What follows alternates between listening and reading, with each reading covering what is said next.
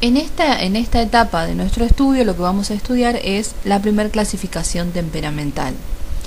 Sabemos que nuestra personalidad tiene una parte genética o filogenética, que es lo que tiene que ver justamente con los temperamentos, y una parte, digamos, de carácter, que es la parte externa de esa personalidad. Los temperamentos han sido estudiados a lo largo de la historia, desde hace muchísimos y muchísimos años, ya en la época de Aristóteles, como forma de agrupar determinadas características o constantes de rasgos de personalidad que daba lugar a una manera de ser, o lo que llamaríamos hoy en día a un tipo de personalidad. Hipócrates, como bien conocido por el juramento hipocrático, como el padre de la medicina, fue el primero en observar que determinadas enfermedades tenían determinados rasgos de personalidad que lo acompañaban. Entonces él logró, digamos, realizar 4 agrupamientos psicológicos y orgánicos que observaba en sus pacientes. Él llamó a esta tipología, por eso de ahí su nombre de tipología hipocrática. Los 4 temperamentos que él logró individualizar fueron el sanguíneo, el linfático, el bilioso y el nervioso. Cada uno de estos temperamentos se supone que están presentes en mayor o en menor medida en toda personalidad. Por eso es importante, cuando nosotros lo determinamos, ver en qué grado está presente. Si una personalidad tuviera todos estos componentes equilibrados, es como que tendría un 25% de bilioso, un 25% de nervioso, y así con el linfático y el sanguíneo. Normalmente suele haber un temperamento o 2 como dominante, o uno dominante y otro que le sigue así atrás, y otros 2 menos destacados. Uno podría decir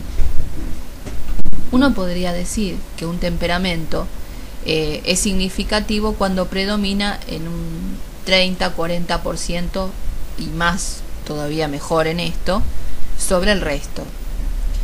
Y que si el resto permanece armónico, digamos, como que es una personalidad que va a operar, se va a manejar, va a pensar desde un lugar privilegiadamente, pero que también puede integrar los componentes y las virtudes de los otros temperamentos. Como en todo, estas tipologías biopsicológicas se usaron mucho en el siglo XVIII y XIX. Hoy en día, sin embargo, no son tan utilizadas, pero no obstante son de un valor importante, sobre todo cuando en una escritura, en este caso que es nuestro objeto de estudio, encontramos que hay alguna de ellas que es dominante. Lo que recomendamos a nuestros alumnos es que nunca utilicen estas tipologías, por más que resulte tentador utilizar la grilla grafotécnica, sin haber analizado previamente la escritura.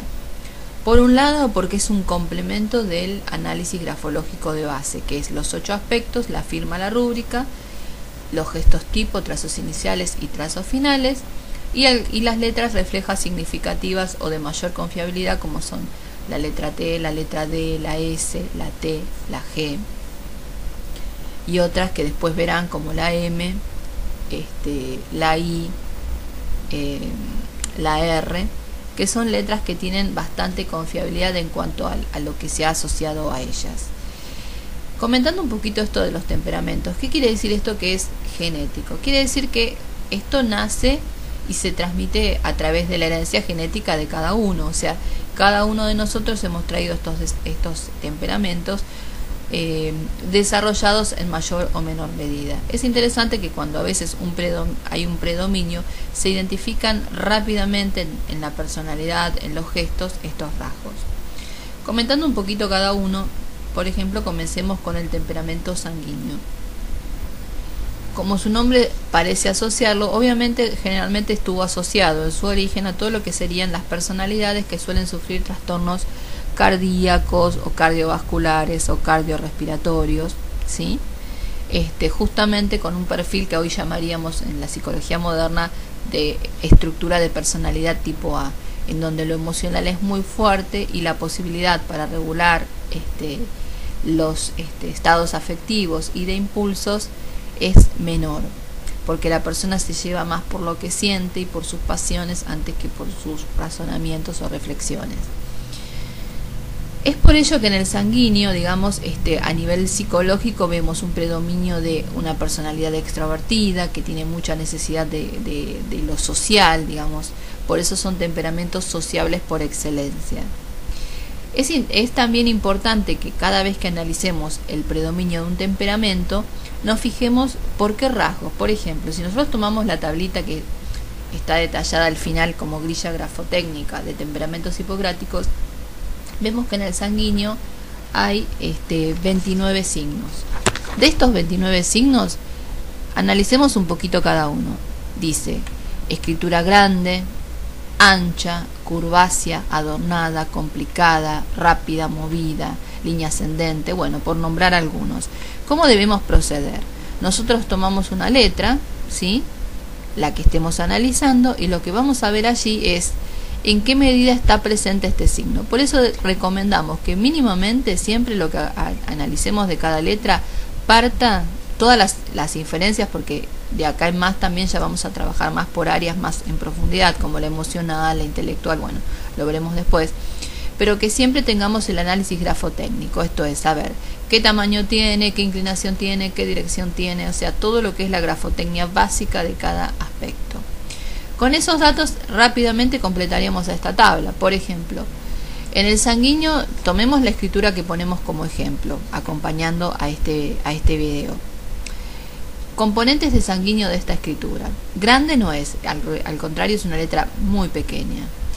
Ancha y dilatada sí, no solamente es ancha de óvalo, sino que también los espacios entre letras son espaciados, son amplios o dilatados. Es una letra curvácea. Ahí entonces, ¿cómo hacemos? Cuando el inten está bien presente, o sea, como que predomina en más de un 50% de lo que vamos observando de la letra, lo vamos a calificar con un punto. Cuando el ítem, como hicimos también con el aspecto velocidad o rapidez, cuando el ítem está algo presente, más o menos un 50%, ponemos 0,5. Y menos de ello, o cuando directamente no es significativo su presencia, ponemos 0. Esto lo hemos diseñado así para que sea más confiable y menos subjetivo, en donde uno tenga una medida totalmente observable. Entonces, por ejemplo, decíamos, grande pondríamos 0, ancha acá pondríamos un punto, curvácea pondríamos un punto. No es una letra adornada, así que 0, tampoco es complicada, 0. Sobrealzados tampoco tiene, al contrario, uno ve que es una letra con bastante ampas bajas, así que también pondríamos 0. No hay palabras incompletas. Las mayúsculas, algunas son anchas como la E y la A, ¿sí? Otras no, la C también. Entonces, bueno, podríamos poner como que, salvo esta D, vemos que las mayúsculas tienden a anchas. Ahí pondríamos también un punto. Óvalos inflados hay, así que también es un punto. Barras de la T adelantadas son casi todas, así que es un punto. Lo que no son, están pegadas, o sea, ligadas al AMPA. Y muchas son largas, así que también tenemos otro punto para el ítem 11. El ítem 12, puntuación adelantada, en general suele ser centrada, o sea que está alineada al punto de la I, así que 0. Con respecto a la altura es normal, así que 0. Pocos espacios en blanco por predominio del texto no se aplica, porque acá hay bastante, es espaciada bastante entre líneas. Inclinada no, rápida sí, un punto, movida no, dinamogeinada no, lanzada o impulsada algo, así que pondríamos 0,5 en las barras, ¿sí? Centrífuga, que es una letra que tiende hacia la derecha, sí. Progresiva también, así que un punto. La línea no es ascendente, no hay gestos de tipo en forma de látigo, la presión no es profunda y la firma no es ascendente, sino es horizontal, aunque no se vea. Por lo tanto, hay un predominio medio de rasgos de sanguíneo.